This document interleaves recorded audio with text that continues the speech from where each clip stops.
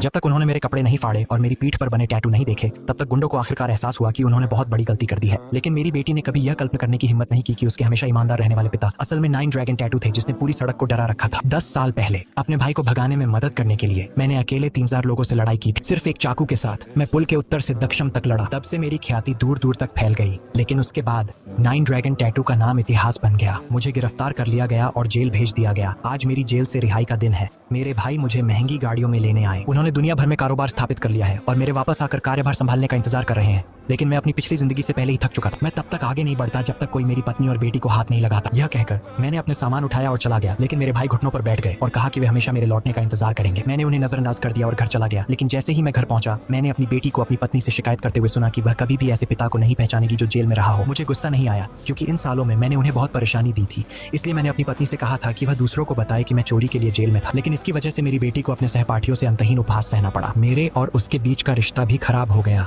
मेरी पत्नी ने मुझे बताया कि मेरी बेटी को अक्सर पेट दर्द होता था क्योंकि स्कूल की कैंटीन में एक्सपायर्ड सामग्री का इस्तेमाल होता था। मेरी बेटी ने उनकी शिकायत